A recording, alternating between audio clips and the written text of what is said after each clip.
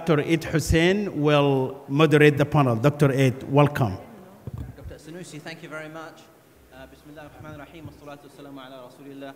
Welcome everyone here to the 5th Forum for Promoting Peace in Muslim Societies here in Abu Dhabi at the United Arab Emirates. A very warm welcome from everyone here. This is a very significant moment for the organization and for the promotion of its important cause. I think it's just worth bearing in mind that Abu Dhabi and the United Arab Emirates have been very generous hosts of this great initiative over the last 5 years. And this year marks the 100th birthday of Sheikh Zayed bin Sultan Al Nahyan, the founder of the United Arab Emirates. He was a great man of peace, of moral clarity, of vision, and of harboring unity among peoples and civilizations, both here in the region and across the world.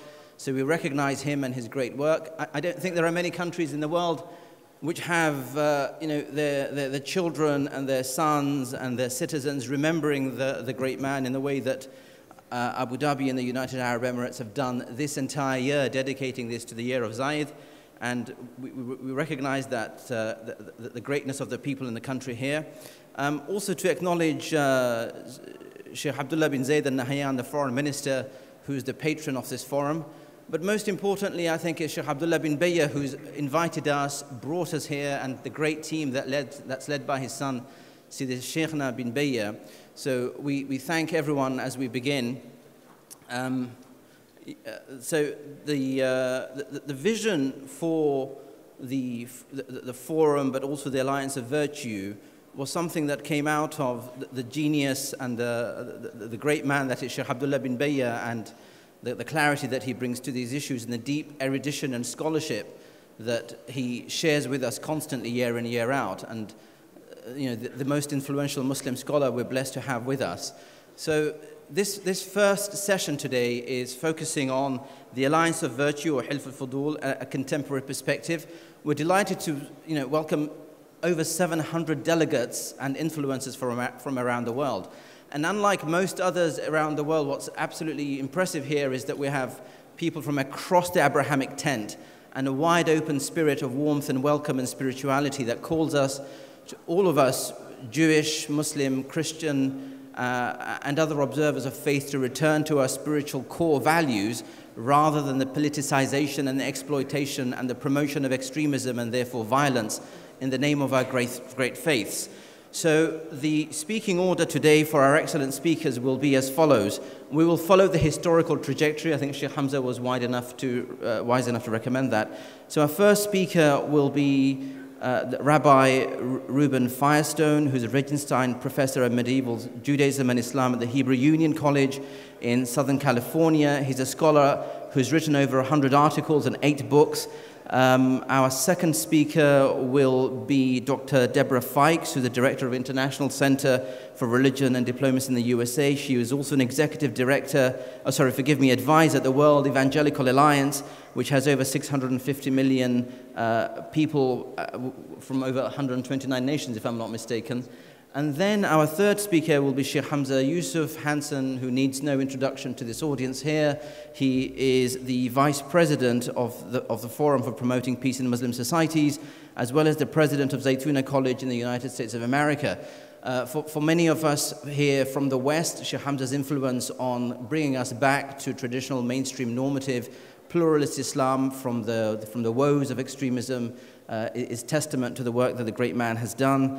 And finally, as they say in Arabic, khitamuhu misk, will be Dr. Radwan As-Sayyid, who's a prominent intellectual writer and thinker across the Middle East. His PhD is in philosophy. He's written several books, and we look forward to him bringing the session to an end. Before you get to ask questions and comments, and we will welcome contributions from you. So each speaker will speak for about 20 minutes, not actually precisely 20 minutes, and then we will open up to the floor. We will start with the rabbi.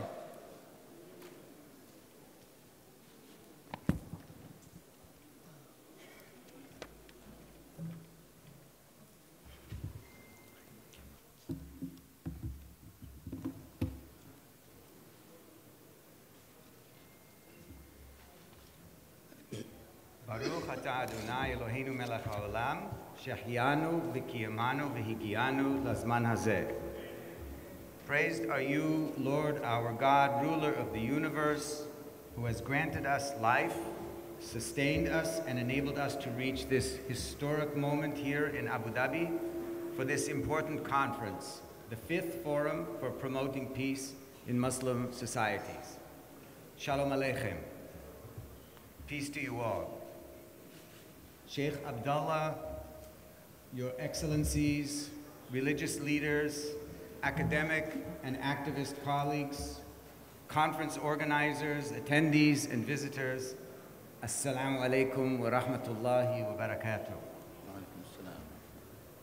It's well known among historians that prior to the emergence of Islam, the area of Arabia called the Hijaz was governed by what could be called custom. Governing by custom meant that there were lots of general expectations about behavior in human relations and economics and so forth. There was no law as we would define it today, only custom, which was much more flexible than law and much less reliable. In those days, one's loyalty was to one's tribe.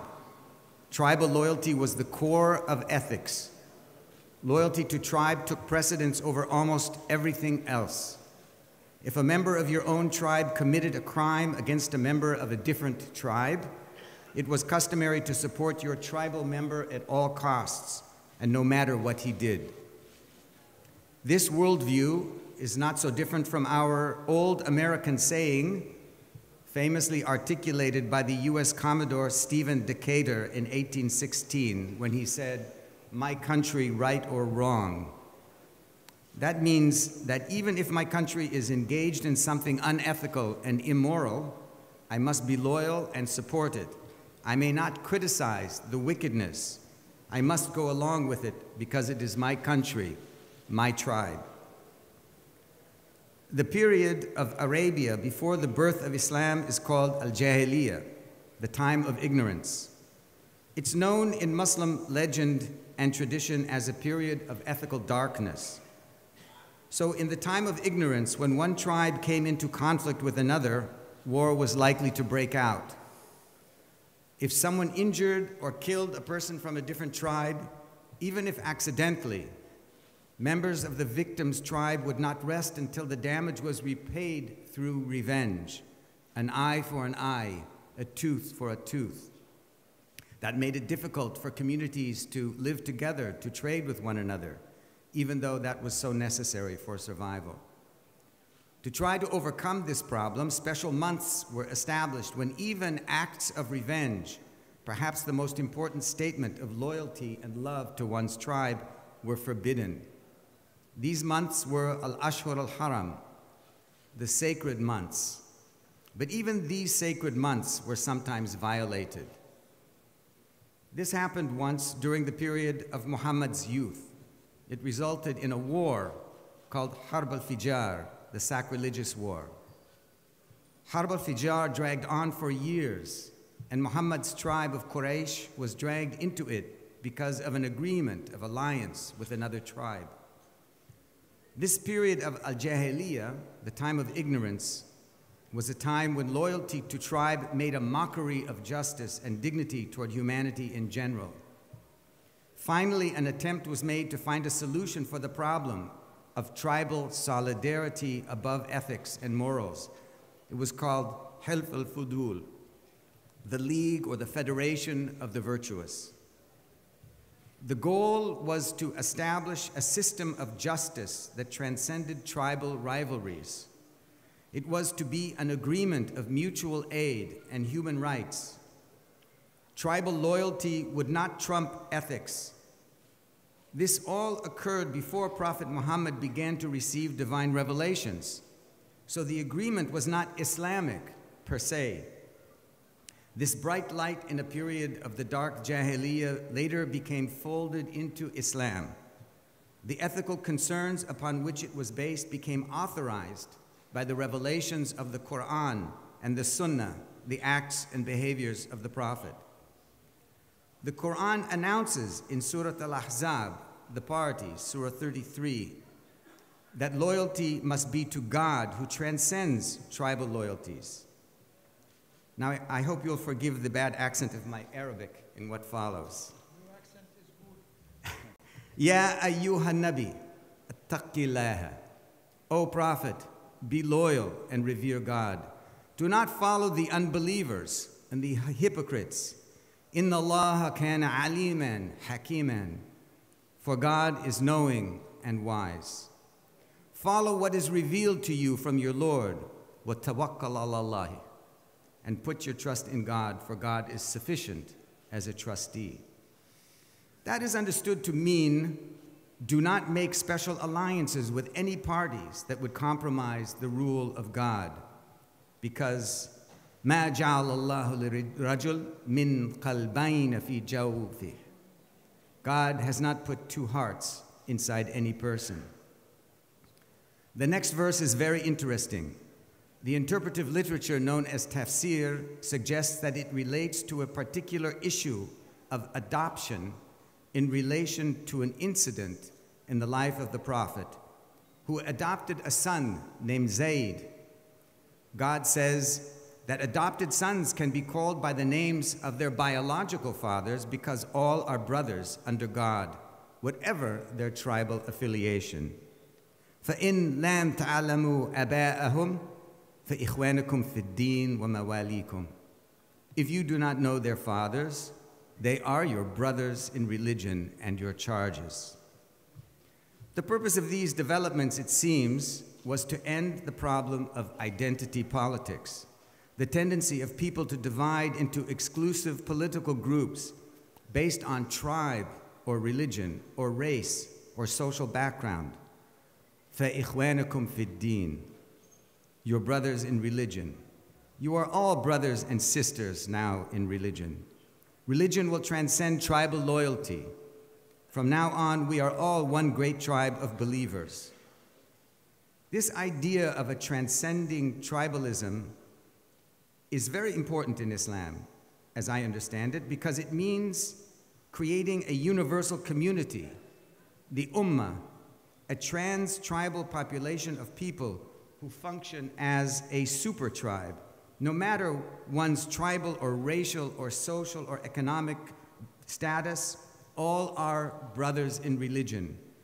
It was a move to create a universal community of believers, and it was beautiful and authorized by the highest authority, God, through God's scripture, the Quran. But it didn't really work. First of all, not everybody wanted to join the new community. Many Jews, Christians, pagans, and others did not feel that they could. And even among the Muslims, those who believed in the new revelation and leadership of the new prophet, there were lots of disagreements and dissents. That was continued to this day. That dissent is based on many things, sometimes even tribal loyalty or affiliation or ethnicity, Arab or Turk or Persian, and so forth. But the disagreement is also often based on simple differences of opinion. When it is a matter only of differences of opinion, the issue can often be worked out. But when it is a matter of identity politics, it is almost never resolvable. And truth be told, conflict and dissension has plagued the Muslim world to this day. There is nothing in this scenario of disappointment that is peculiar to Islam. The problem is not about Islam, nor is it limited to Muslims. All communities suffer from the same problems, including my own community of Jews. As I just noted, conflict is least problematic when it's over ideas or opinions. These can often be worked out, or compromises can be found. Conflict is most problematic when there's something concrete over which to argue, wealth, land, or power, for example. Or when the issue is maltreatment of other human beings, when it concerns lack of respect for human dignity. For these things, compromise is much, much more difficult. So what about the Jews? Well, for most of the last 2,000 years of history, Jews had virtually no military or political power. Jews suffered for that, just as all minorities suffer when they are excluded from full participation in civic life. And that suffering was often horrendous. But one could also say that because Jews did not have real power since the destruction of the Jewish Commonwealth in the Holy Land 2,000 years ago, they were, in a way, lucky. I'm not making light of the suffering that Jews have experienced over the centuries, but Jewish powerlessness brought a very high level of communal solidarity. Jewish unity and esprit de corps was a kind of hilf al-fudul, an alliance of virtues brought about by not having the luxury of struggling with the ethical problems associated with power. When Jews had no power and no material resources to fight over, they didn't fight. They had plenty of disagreements, like all communities of two or more individuals. But their disputes occurred over ideas and opinions, and these could often be resolved. And when they could not be resolved, we just had to agree to disagree.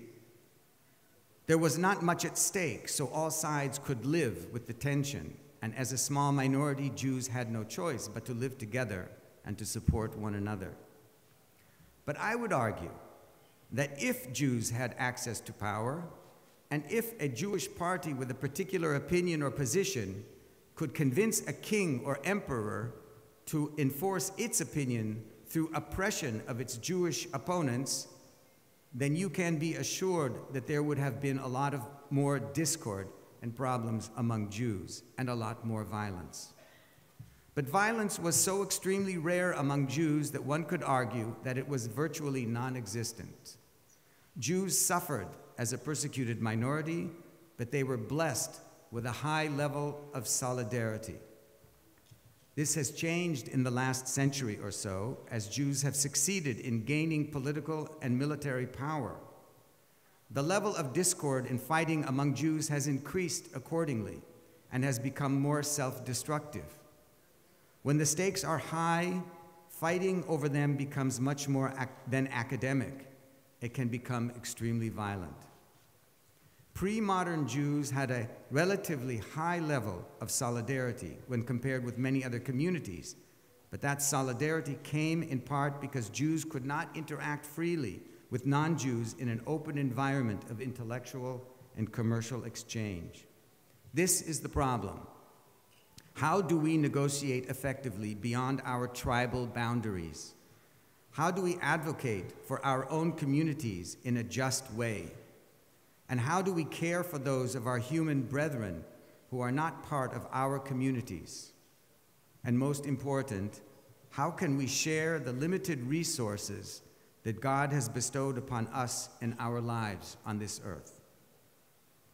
Before continuing with this line of thought, I want to clarify something of the question about the treatment of Jews under Muslim rule. There are two vastly different narrative positions on this matter.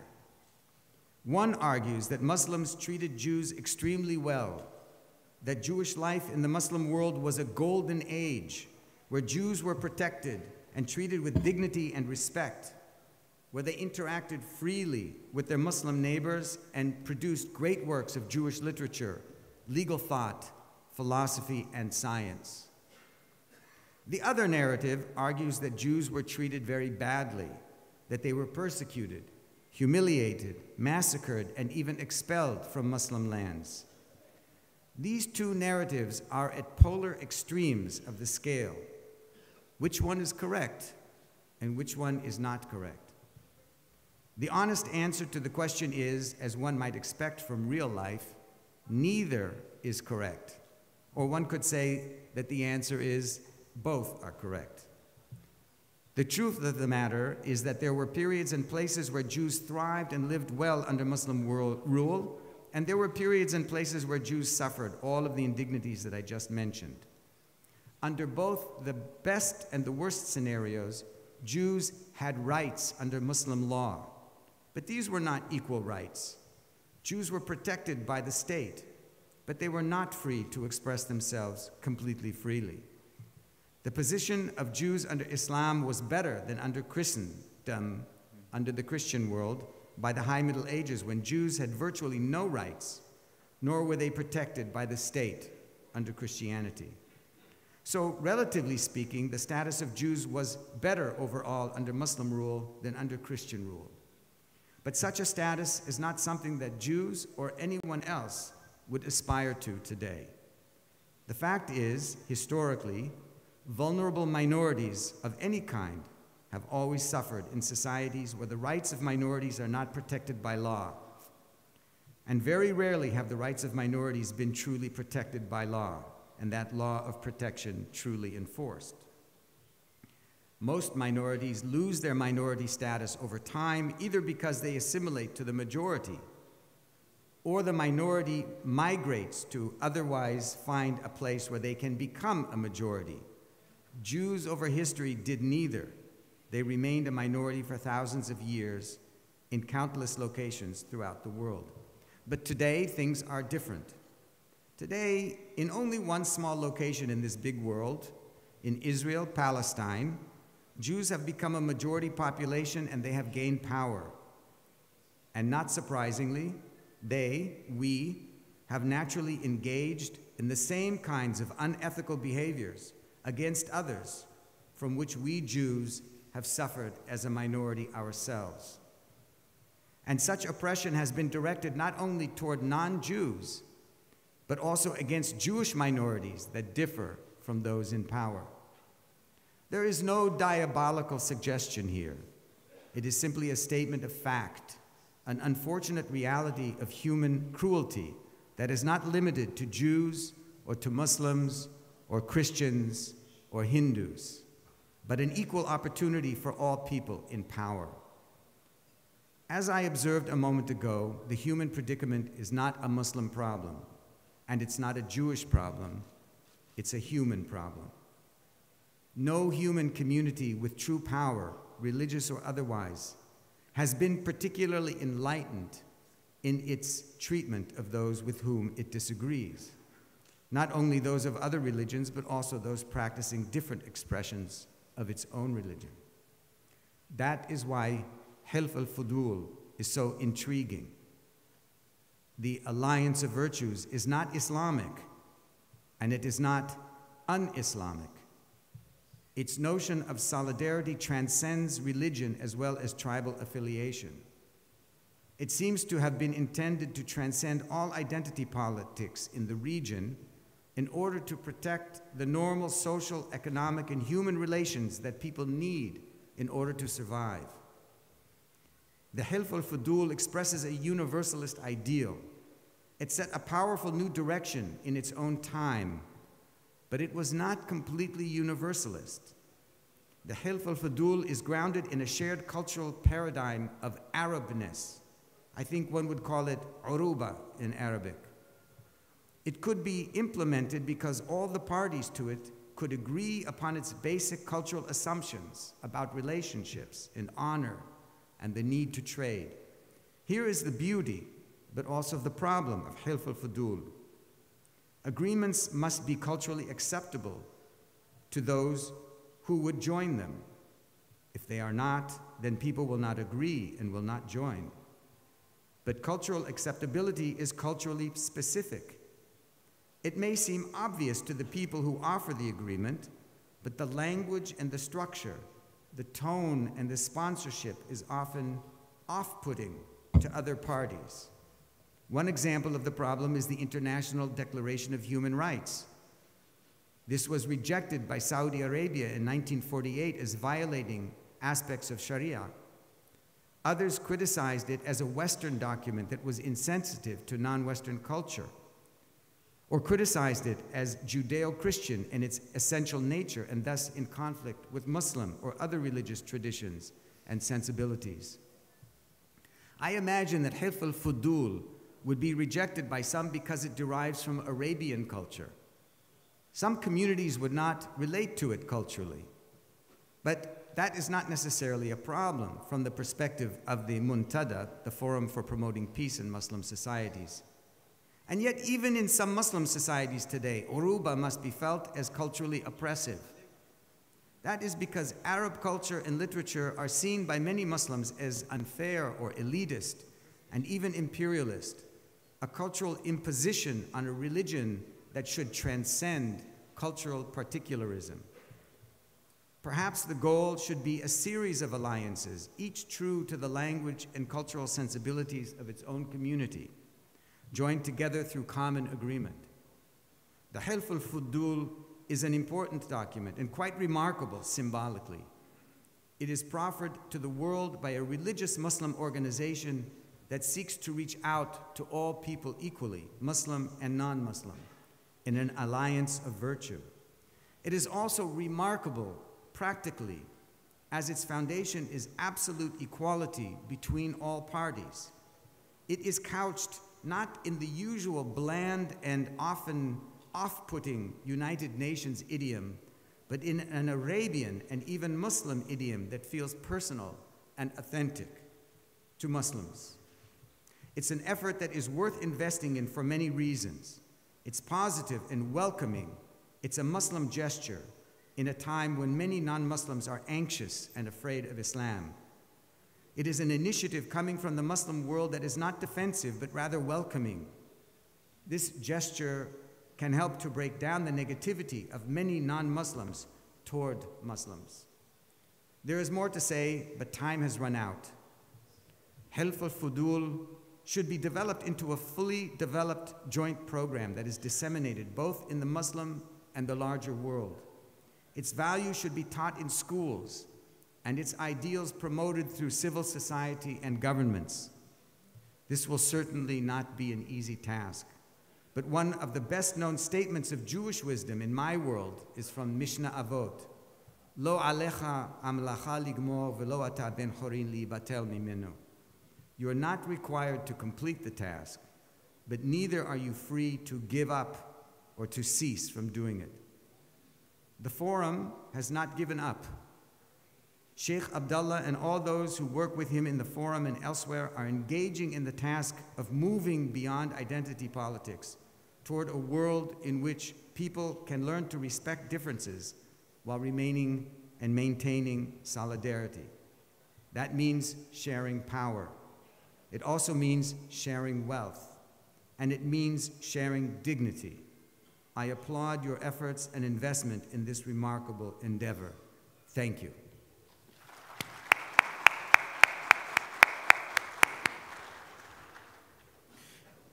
Rabbi, absolutely grateful to you for your pointed and poignant remarks and making it applicable in policy terms for the real world, and also placing it within a historical context that applies to all of us here. I'm grateful to you. Over to Dr. Fikes for your 20 minutes. Pleasure.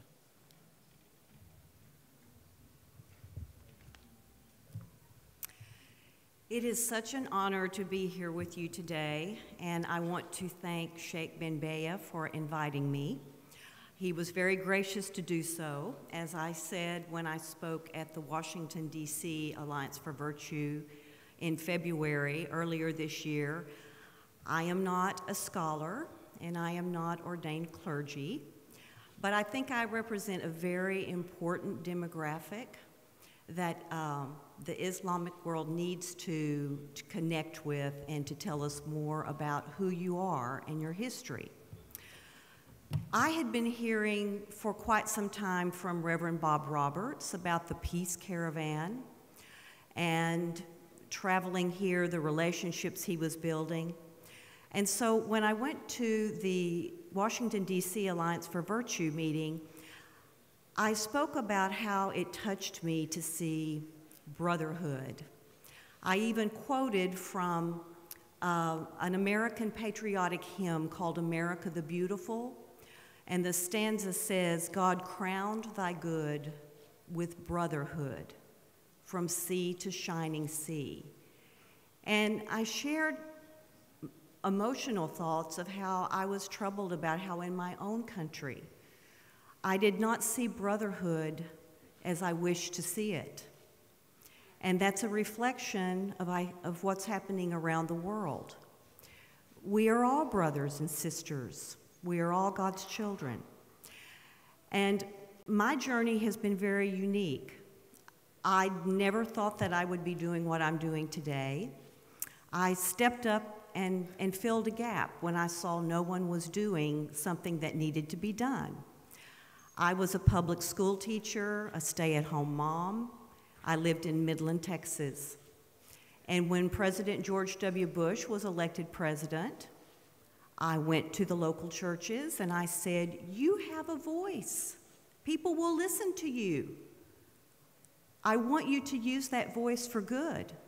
Promote peace, work on the environment. Do things other than just stay in your church. Use this opportunity that you have. And they were very eager to do that, but they just didn't have anyone to help them. And I said, I'll help you. I'll be your secretary.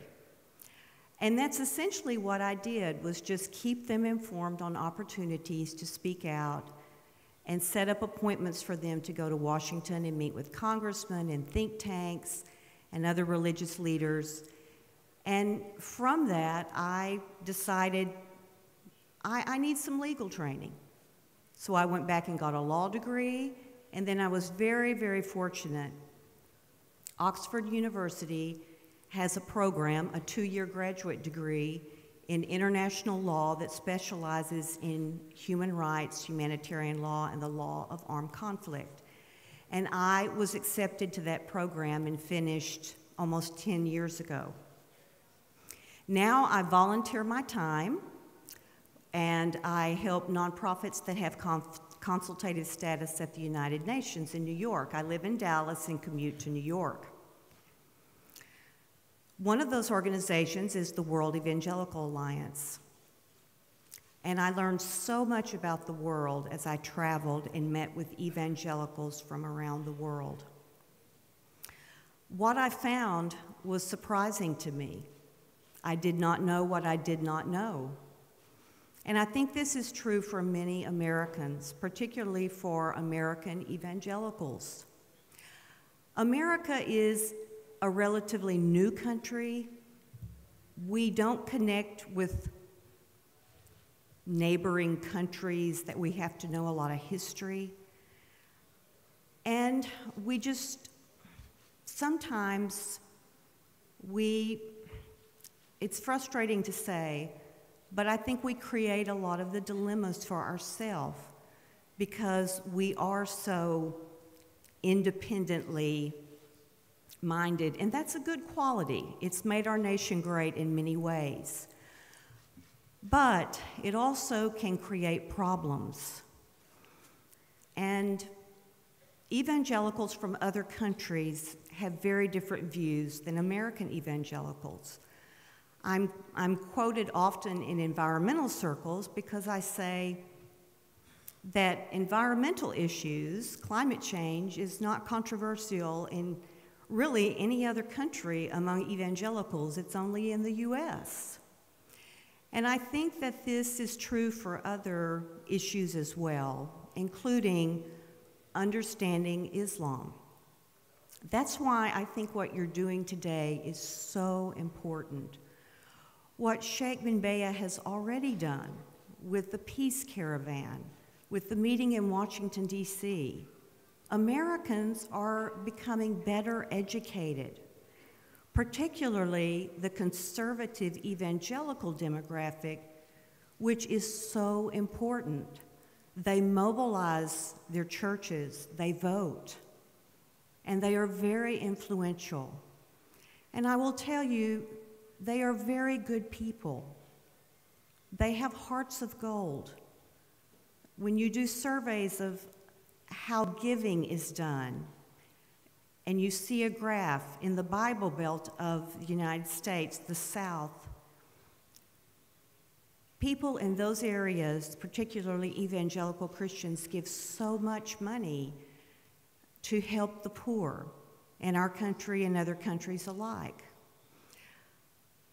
Where I think evangelicals in America miss out is that it's been part of our faith tradition to not be encouraged to work with other multi-faith groups, because in my generation, I was raised where that was frowned upon.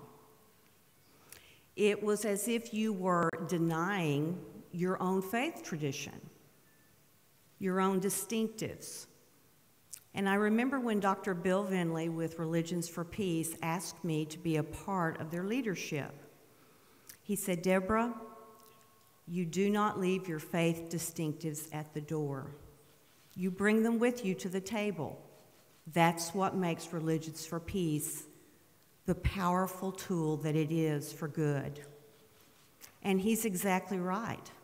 I've been sharing this message with my community, and we are making progress. There was a group of evangelicals that visited here about a month ago with Larry Ross, who is in the audience. Larry is actually a global advisor for the World Evangelical Alliance. Those types of visits, this type of gathering, is making a difference. When I was a public school teacher, I would teach vocabulary. And it's very interesting when you go back and just look at a basic definition of words. Alliance means a union for mutual relationships, beneficial with similar qualities. Virtue, that which is morally excellent and righteous. We have so much in common with Muslims and Jews. Evangelicals are known for their strong relationship with Israel, but they don't know very much about Arab evangelicals. And that has been so moving and eye-opening to me. So these are challenges for me, an American evangelical. And I continue to meet with both sides. I find myself politically, I work with liberals, I work with conservatives, and I spend a lot of my time these days helping the other side understand who they consider to be their opponent or enemy at times. And that's what I see you doing here with the Alliance for Virtues. It is so needed. And I thank you for the time and the commitment that you are investing in this very, very important endeavor. It's noble, it's needed, and it's greatly appreciated by people like me in America. So I want you to know that I am praying for success. I thank you for the success that you have already had. And it is an honor and truly humbling to be able to be a part of what you're doing. Thank you again for letting me be here today. Dr. Fikes, thank you very much for that very candid assessment of the religious, especially the Christian scenario across America and the influence that you have, and the heartwarming endorsement you provided to us today. Over to Sheikh Hamza for 20 minutes. You might have a couple more extra. Mike's generosity in finishing earlier. بسم الله الرحمن الرحيم والصلاة والسلام على سيدنا وحبيبنا رسول الله وعلى آله وصحابته ومن والاه. أما بعد، الحمد لله نحمد الله سبحانه وتعالى نستعينه ونستغفره. سعادة العلماء والوزراء والسفراء، سندي وشيخي العلامة الشيخ عبد الله بن بية، أحييكم بتحية الإسلام. السلام عليكم ورحمة الله. الحمد لله. This is an extraordinary event for me, because all things that manifest in the world begin as ideas. Everything begins in the concept within the human intellect. And Sheikh Abdullah bin Bayya, who I had the good fortune of meeting in 1984 in Jeddah, and he actually spoke about the problem of pollution. And at the time, I'd never heard a scholar speak within the Muslim community that I was studying with about pollution. So it struck me as very unusual. Again, I met him here in 1987 at the Maliki conference that they had when Sheikh Zayed, Allah yarhamuhu, was alive. And then in 1998, I had the good fortune of beginning to study with him usul al-fiqh, and he came to the United States. At the time, it was very clear to me that he was very concerned about the minority Muslim communities and the importance of having a moderate, intelligent Islam that could work within the context of a community that was alien to the religion in some ways. Over this time, what's really struck me about the methodology of Sheikh is that he embodies what he teaches. And this is the most important quality that a scholar and also a murabbi, a rabbani, somebody who is teaching others, is that they actually embody what they're teaching. In the entire time that I've known him, I've traveled with him many times, I've never heard him speak ill of any group. I've never heard him say an ill word about Jewish people, about Christians, or any of the Muslim groups. He speaks about ideas, and he maintains a level of abstraction that enables him to look at things not in the muck and mire down here, but understanding them at where the problems really arise in the conceptual realm, the mafahim. And for that reason, I think he's able to meet the Christians and the Jews with what we call sarim al-sadr, that there's no hypocrisy. And unfortunately, many of us can't make that same claim. And I think also from within the other communities also. But the alliance of virtue, this hilf al-fudul, comes out of the matrix of Islam, but it's not alien to other traditions. The idea of what the Arabs call qawasim mushtaraka, these common denominators that we share, that bind us together. And if we look at the seerah of our Prophet, the biography of our Prophet, it's very clear that he was making alliances, that he did not see religion as something that left us in antagonistic relationship with. And just one example of that, the man who the Prophet engaged to guide him from Mecca to Medina, Abdullah bin Arqad or Urayqit, was a polytheist. He was a pagan. But because he was known to be trustworthy, and the Prophet did not feel he would betray him to the pagans, he became his guide. This is an example of a recognition that goodness is not always contained within the context of a religion, that there are good people, there are good secular people, there are good Jewish people, there are good Christian people, there are good Muslim people, and then there's people that are mixed, and then there's people that are what we call shayateen ins, the human satans. We call them sociopaths, I think, in psychology, and psychopaths. But the Prophet ﷺ, when he went to Medina, he wanted to bind this community together, not simply as a faith community, but as a community of citizens. And this is where Sheikh Abdullah began a process with the Marrakesh Declaration, which took several years at coming to this conclusion of the idea of inclusive citizenship, the idea of recognizing that the Prophet's initial engagement with others was to enfranchise them fully within the context of the city. The word in Arabic for the Prophet's city is Medina. The word for civil society is al-mujtama' al-madani. Civil society is what enables people to live together. In the Prophet ﷺ's lifetime, between 561 and 603, there was a Pax Romanica in the region. The Byzantines had a treaty with the Persians that enabled commerce to flourish. All of that broke down in 603 when a war broke out due to a coup d'etat in the Byzantine community. The Persians invade, and everything broke down. Synagogues and churches were being destroyed. There was religious persecution. The Prophet ﷺ at the time was not yet in the context of his mission. He was a merchant. All of the commerce broke down. Religious freedom and commerce broke down. The seerah can be looked at as an incredible attempt at restoring what had been lost, restoring civil society. He made Medina a sanctuary, a place where people could not fight.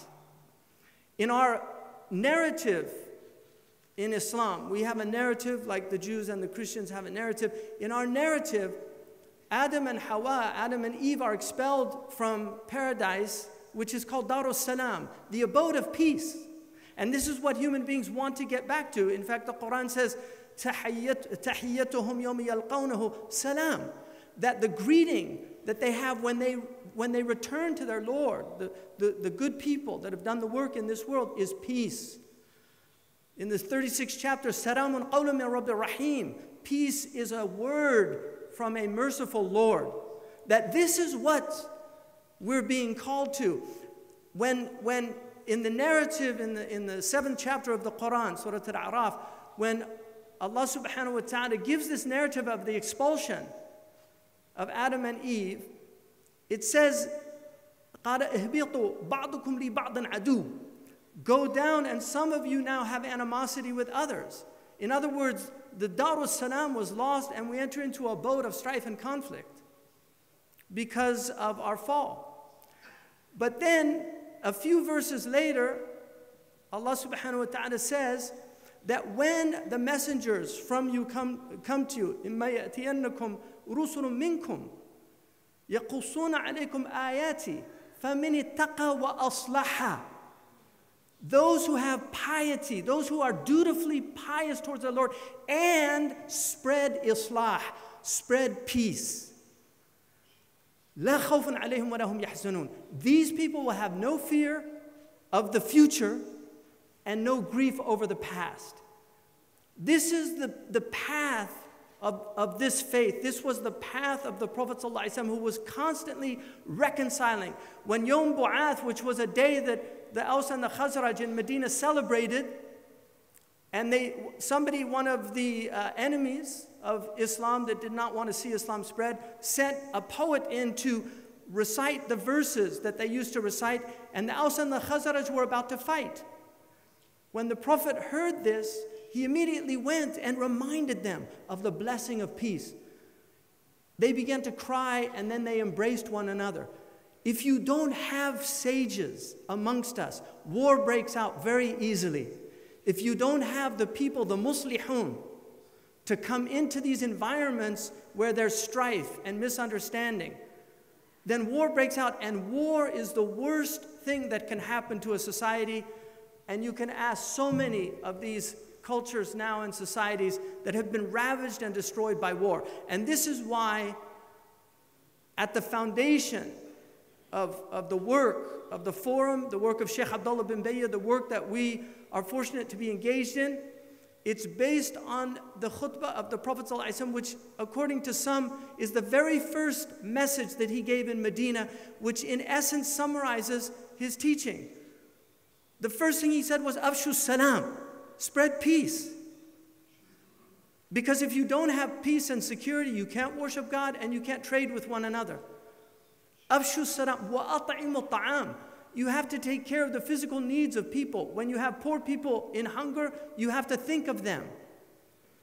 And so the Forum for Promoting Peace, as part of the Alliance of Virtue that we had in Washington, D.C., was a program that Sheikh Abdullah bin Bayya initiated, which was feeding 1 million meals to hungry people around the world, embodying this command of our Prophet, أطعموا الطعام. Sheikh Abdullah Ma'tuq al-Ma'tuq, may God reward him, took this upon himself. He's the head of one of the major charitable organizations. This led to a conference in Kuwait that we just finished. We exceeded the billion meals by more than double. 2.2 billion meals were committed to to feed hungry people around the world. It was an extraordinary achievement, and Sheikh Abdullah al-Ma'tuq himself literally cried when he saw this. And with NGOs from all over the world committed to fulfilling this promise. And then he said, Silul Arham, part of the Raham is the Raham of our religions. That we're brothers and sisters. We believe, especially the Abrahamic faith, which is not to exclude the other peoples of faith. But the Abrahamic peoples share profound areas. We dovetail in so many things. We believe in one creator God, creator of the heavens and the earth, the knower of all things, seen and unseen, the giver of life, the sustainer of life, the giver of blessings. We believe in the 10 Commandments. We believe in a day of judgment, of recompense. These are powerful areas of unity for us. But we also believe in these virtues of taking care of the orphan, of taking care of the widow, of feeding the hungry. The Catholics have the 7 acts of mercy. We believe visiting the prisoners, people in jail, in prison, the broken. These are powerful things. Consolation. One of the great gifts to console others that are struggling, because this world is a difficult world. In our religion, Hilf al-Fudul was a Hilf in the period of Jahiliyyah. They had 4 famous alliances, but the Hilf al-Fudul, the alliance of the virtuous that the Prophet ﷺ mentioned, he said that I witnessed with my uncles in the house of Abdullah bin Jad'an at-Taymi, an alliance that I wouldn't trade that witnessing for the treasures of the world. And he said, and if I was called to an alliance like that in my Islam, I would answer. In other words, if people outside of my faith called me to an alliance of virtue, I would answer that. So it is from Islam to respond to the call of virtue, whether it comes from Muslims or others. And this is extremely important. That period of Jahiliyyah, in Arabic, Jahiliyyah has 2 meanings. Jahal is ضد العلم, it's the opposite of ignorance, of knowledge, but it's also ضد الحلم. It's the opposite of hilm, of forbearance, of patience, of bearing the others. The Quran says, وَجَعَلْنَا بَعْضَكُمْ لِبَعْضٍ فِتْنَةً أَتَصْبِرُونَ? It's a powerful question from God. We made some of you a tribulation for others. Will you show patience? Will you be Halim? One of the names of God is Al-Halim. Sidi Ahmed Zarruq said the biggest proof that God is Halim, is forbearing, is sailors. Because he said some of the worst people in the world are sailors. And he said, yet they sail the oceans and they arrive to the opposite shore safely. No offense to any sailors. God is Halim and is telling us to be Halim, to take on these attributes. It's called ta'alluqat of the asma, of the names of God, of how we takhallaq, how we take on the character that Allah subhanahu wa ta'ala describes himself with. And so knowledge and forbearance and patience are keys to this. We've been incredibly blessed to have the guidance of Sheikh Abdullah bin Bayya. May God strengthen him and give him good health. We've had incredible support from this country, which is known for its tolerance. I was fortunate to study here as a young person. I got a scholarship from this country. I have a great sense of loyalty to this country because of what it did for me as a young student in the 1980s. I came here, and the fact that all of you have come from so many distant places to honor us with your presence and to be committed to this alliance of virtue is quite extraordinary. And in a time where things are breaking down, the center isn't holding. In a time when there's so much strife and tribulation and division around the planet. There has to be amongst us sages and people committed to spreading peace, afshu salam, to spreading virtue, to reminding people. This is extremely important, and hopefully, ma'diratan ila rabbikum, that at least we can have an excuse with God on the day of judgment, that we tried, we did our best. It's not for us. The outcome is never for us. The outcome is determined partially by the effort, but in the end, it's what we call tawfiq. It's success from providence. And so we hope that this endeavor has success and continues to have success. On behalf of the forum and of this extraordinary country, we welcome all of the guests that have come from around the world, taken time out of your busy schedules to come here and to be part of this. This is not a PR campaign. This is not to make us look good. This is, and we say, إِنَّمَا الْأَعْمَالُ بِالنِّيَّاتِ. Actions are by intentions. The intention behind this is to live up to these powerful truths. And in conclusion, there are people that say religion creates all this strife. Look at the world without religion. Look at the world with ideologies. My argument against that is that every religion has an ideal. In the Jewish religion, they have the Zadok. In the Christian religion, they have the saint. In the Muslim religion, we have the wali. In Buddhism, they have the bodhisattva. In Hinduism, they have the sannyasi, the arahat. The hallmark of all of these people are a commitment to justice and mercy. And their hallmark is universal mercy, that they love for the sake of God. And this is what I have experienced from my teacher, Sheikh Abdullah bin Bayya, that he embodies that message. And this is the message that he's spreading, and this is the message we're committed to. Thank you. Sheikh Hamza, thank you very much for reminding us of the Abrahamic spirit, but also Sheikh bin Bayya's grasp of the mafahim and the call to all of us to underpin our work with those important concepts.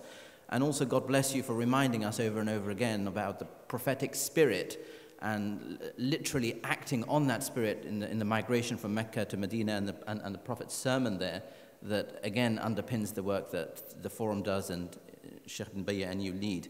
Our final speaker's turn has arrived. Can I just add one thing? Stephen Decatur, we have 10 cities named after him, and Rabbi Firestone, وَمِنْ قَوْمِ مُوسَى أُمَّةٌ يَهْدُونَ بِالْحَقِّ وَبِهِ يَعْدِلُونَ. Rabbi Firestone, who I've read his books, is really somebody who I think has been very fair to Islam in presenting it. But Stephen Decatur said, "My country, may she always be right, but my country, whether right or wrong." Thank you for that reminder. And before I hand over to Professor Sayyid, I just want to make in the spirit of Sheikh Hamza referring to the rabbi, just from all of us here at the forum, to say a very special note of thanks and gratitude to our Jewish friends for being here during an important celebration of the Hanukkah. So we wish you a happy Hanukkah, and we appreciate you being here rather than with your families on this important occasion. And with those words, I'll hand over to Professor Sayyid for 50 minutes.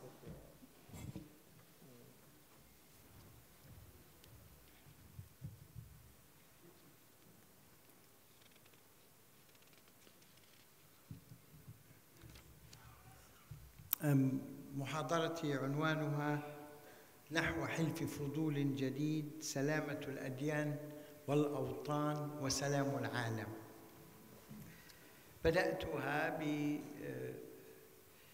بما هو حلف الفضول من الناحية التاريخية، النص الذي أورده محمد بن إسحاق عن رواته، وكيف اجتمعت 5 بطون من قريش يقودها الحارث بن عبد المطلب عم النبي صلى الله عليه وسلم، اجتمعوا في بيت عبد الله بن جدعان بعد أن كثرت المظالم ومظاهر الفوضى والاعتداء على الناس في مكة المكرمة أثناء موسم الحج والزيارة، ولذلك رأوا أنهم لابد أن يقيموا تحالفاً أخلاقياً سموه حلف الفضول. تعرضت هنا لكل الروايات والفيرجنز وفروع الروايات التي ترتبت على ذلك، وقلت إنها عنت 3 أشياء. هذه مبادرة حلف الفضول الذي حضره النبي صلى الله عليه وسلم وكان عمره 20 عاماً. أقاموا تجمعاً تعاقدياً، تعاقدوا كما تعرفون العرب كانوا يتعاقدون بالدم، بأن يخلطوا دماء بعضهم بعضاً، بحيث إنهم يقولون إنهم حريصون على هذا الحلف أو على هذا التقاعد حرصهم على دمائهم، وإنهم مستعدون لافتداء ما يقومون من أجله بالدم. فجاء إقامة مجتمع تعاقدي على الحق والخير ودفع الظلم ونصرة الضعيف على القوي.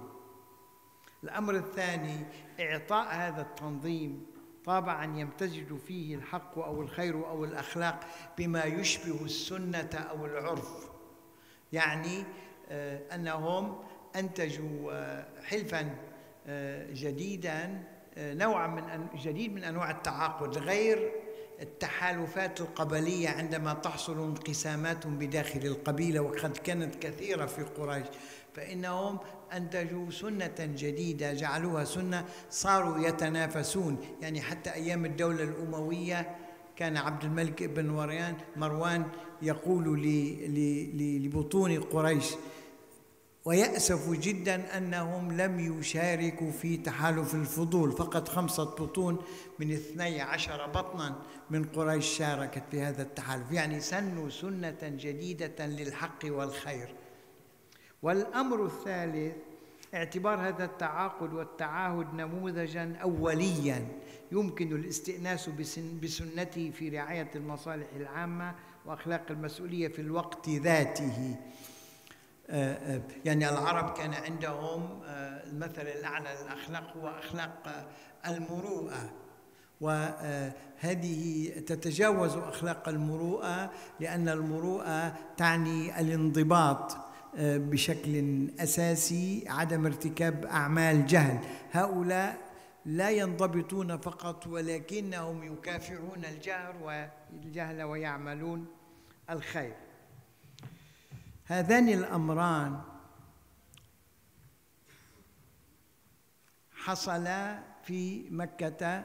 بعد ذلك حصلت حرب الفجار التي شارك فيها النبي صلى الله عليه وسلم، ولذلك كان عندنا موقفان: موقف من الحلف ومن التحالف، وقال صلى الله عليه وسلم إنه حلف مثل حلف الفضول، لو أنه دعي إليه لأجاب. هذا من جهة. من جهة أخرى إنه لا حلف في الإسلام، هذا ليس ناسخا ومنسوخا في الحديث النبوي كما ذكر في بعض كتب الناسخ والمنسوخ في الحديث، بل إن هذا تحالف وهذا تحالف، ولكنه هنا تحالف من أجل الانقسام وإجراء الحرب الداخلية، وهذا حلف من أجل الخير بما يتجاوز حتى أخلاق المروءة الجاهلية. في القرآن هناك تحالف آخر أوسع من قريش، هو تحالف الإيلاف. فالنبي صلى الله عليه وسلم في القرآن الكريم في سورة قريش أثنى على الإيلاف الذي أطعمهم من جوع وآمنهم من خوف. الجوع والخوف، الأمن بهذا المعنى، حتى لو كان المجتمع مجتمع خير، هو مهمة الدولة. لقد حصل هذا الأمن، وهذا الأمن من الخوف والكفاية من الجوع، فأين هي الدولة؟ هذا ما فعله النبي صلى الله عليه وسلم بأنه استلهم مجتمع الخير وأقام دولة الأمن والمواطنة في المدينة المنورة. اجتمع هذان الركنان لأن الدولة من مهامها أو مهمتها الرئيسية إقامة العدالة. مسائل الخير مختصة بالمجتمع مثل حلف الفضول ومثل قوى المجتمع المدني الآن. فقام الأمران، يعني استلهم عليه الصلاة والسلام أو ذكر مسألة حلف الفضول من جهة، ومن جهة أخرى أقام مجتمع التعاقد دولة المواطنة في المدينة المنورة ليكتمل الأمن من الخوف والخروج من مخاوف الجوع والحاجة. هنا أوردت ملاحظة لا أريد الإطالة فيها لأن ورقتي طويلة. يعني ما معنى أن نرجع لنموذج المدينة ونموذج حلف الفضول، وهما نموذجان ذكرهما صلى الله عليه وسلم.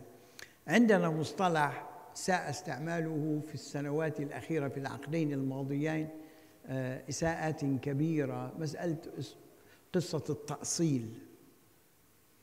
يأتون إلى آية قرآنية يتجاوزون التاريخ الأمة كلها والتاريخ الفقهي ويأتون بآية منفردة عن سياقها، خارجة عن سياقها، ويعتبرونها تأصيلا. فنرد عليهم نحن بآية أخرى أو حديث آخر أيضا فيه خير وسلام وكذا، وبالتالي كل منا يمارس منهجا انتقائيا ولا يصل إلى أي نتيجة. يظل للأصولي دور وللمتشدد دور، والمعتدل يحاول الدفاع عن نفسه وعن دينه بآية أخرى أو حديث آخر. هذه الآلية صارت فخا لا تبلغ، ليست في مثل وثوقية القياس أو تعليلية القياس، وليست في مثل وثوقية أو تعليلية أو الإجماع، ولكنها طريقة المحشور أو المحاصر الذي يحاول، لأن تاريخ الأمة وتجربتها مع النص الإلهي والنص النبوي تحاصره، يلجأ إلى ما قبل التاريخ أو ما فوق التاريخ ويحتج لهذا أو ذاك. هنا رأيت أن الآلية التي استخدمها العلامة بن بية في هذين الأمرين يمكن تسميتها اعتباراً أكثر مما يمكن، لأنها تستند إلى حدث ونص في الوقت نفسه وإلى مآلات هذا الحدث والنص، سواء في حلف الفضول أو في تجربة النبي صلى الله عليه وسلم في المدينة. يمكن قراءة الورقة هنا لأجل يعني نستطيع.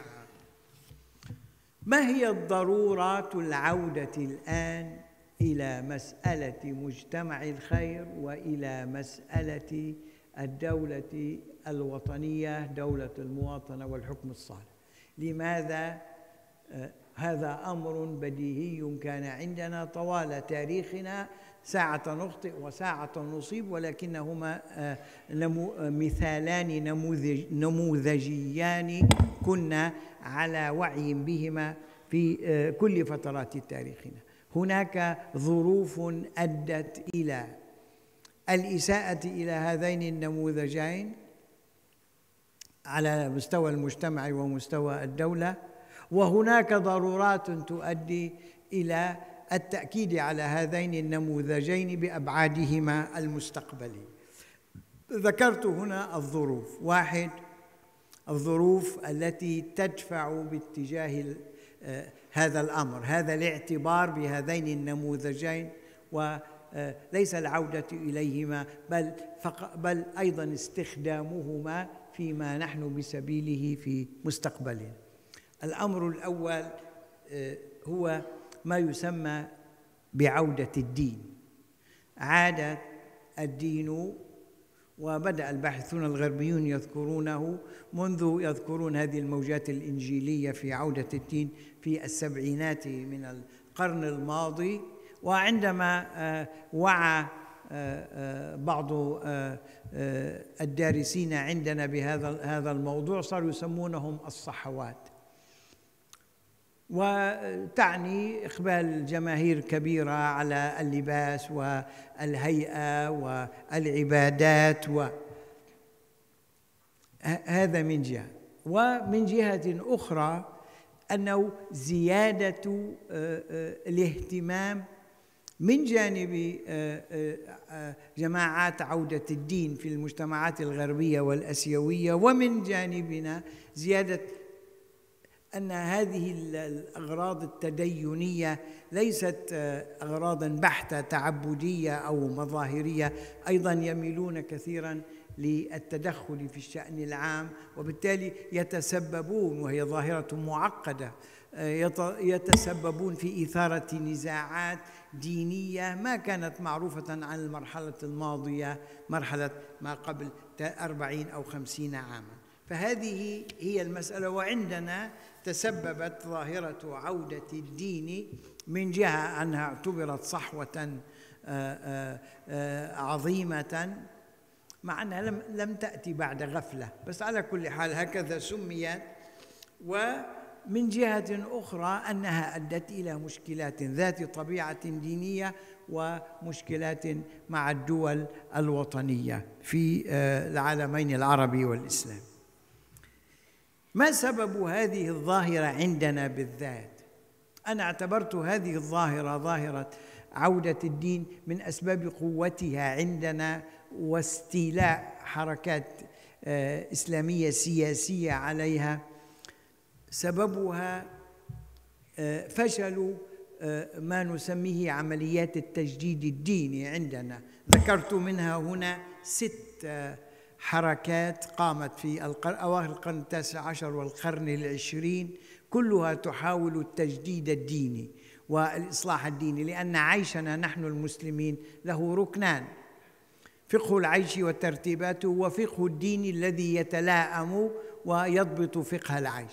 تغيرت ترتيبات العيش بسبب سيطرة الأوروبيين والغربيين وسيطرة نظام العالم الجديد، تغيرت ترتيبات العيش عندنا، فكان ينبغي أن يكون هناك مثل الحركة الاجتهادية الكبرى التي كانت في العصور الإسلامية الكلاسيكية، أنه دائما هناك مرونة وتبادل بين فقه العيش وفقه الدين بحدود كبرى. لماذا تعطلت هذه الآلية؟ تعطلت هذه الآلية بسبب التغيرات الهائلة في ترتيبات العيش، وبالتالي فهم هذه المجتمعات لنفسها وأدوارها. ومن جهة أخرى ضرورة أو حاجة فقه الدين إلى تجديد. وهذه ذكرت أهم 6 حركات أو 6 مبادرات في أواخر القرن 19 والقرن 20. وهذه الحركات أو هذه المبادرات التجديدية رأيت أنها بدليل ظهور الحركات الأصولية المتشددة والحركات الجهادية والكثيرة، وفي الآخر الثوران الديني العام.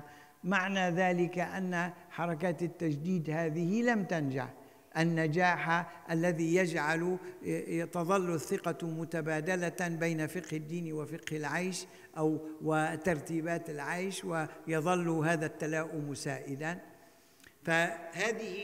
هذا الأمر الأول الذي أدى إلى اضطراب في المجال الديني،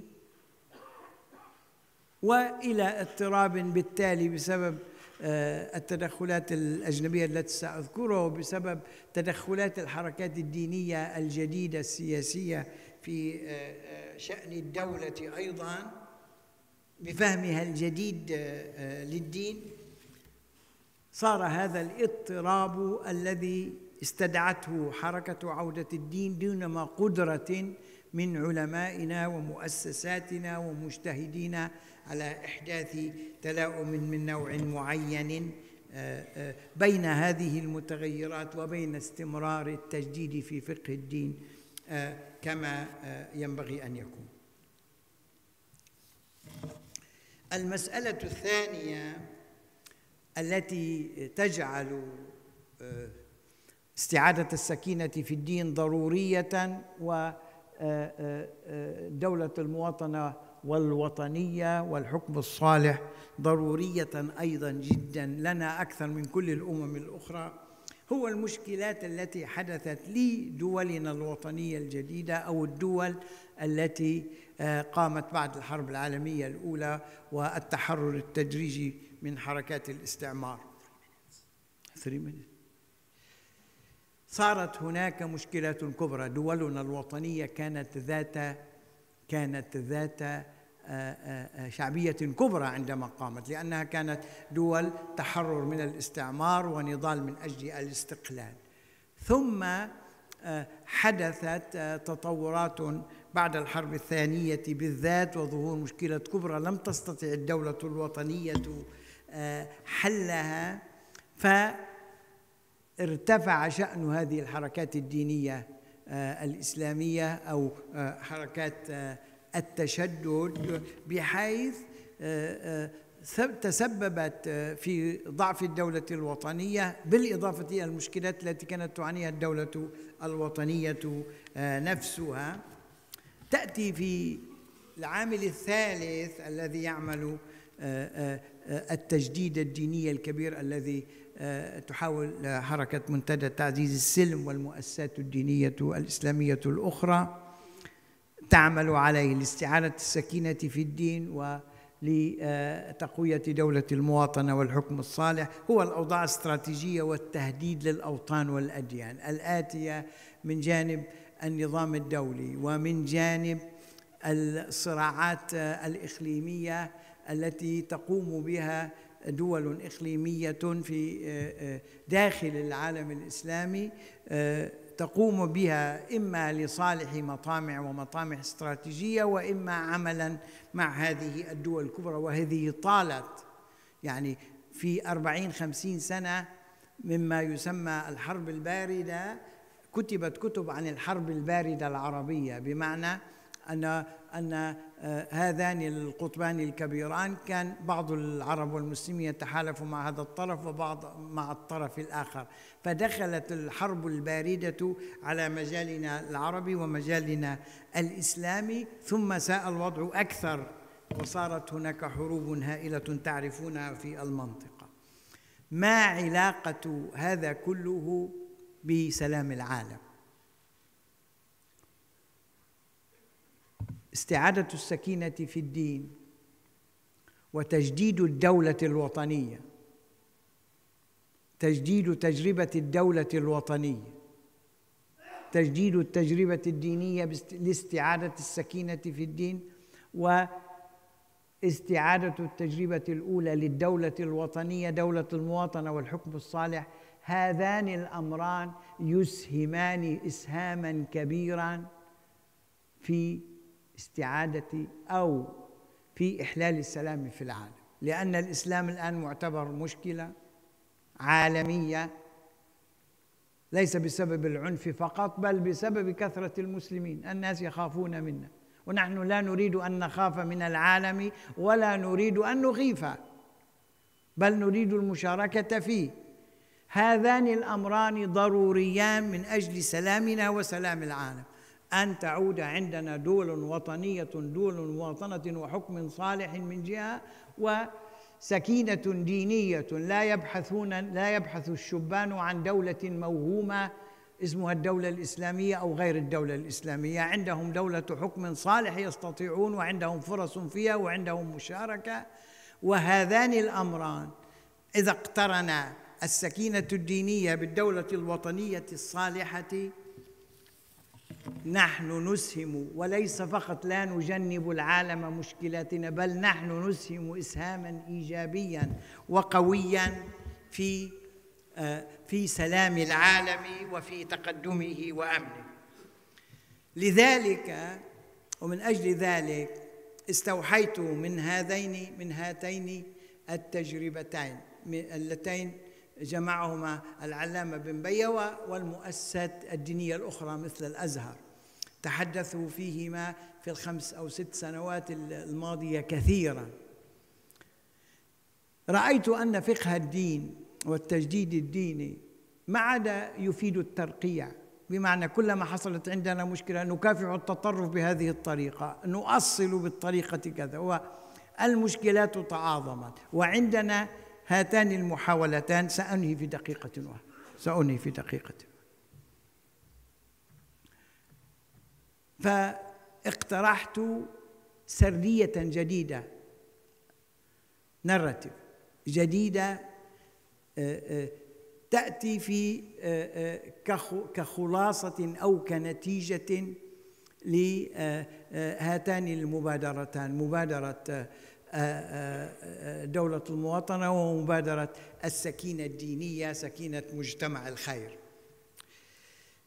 قلت إنه بالنسبة لعلاقة الله بعباده ينبغي أن تكون الرحمة، هذه هي رسالة القرآن الرئيسية والأساسية، أن الرحمة هي مناط العلاقة بين الله بعباده، وأن مناط العلاقة بين البشر بعضهم وبعض هو التعارف.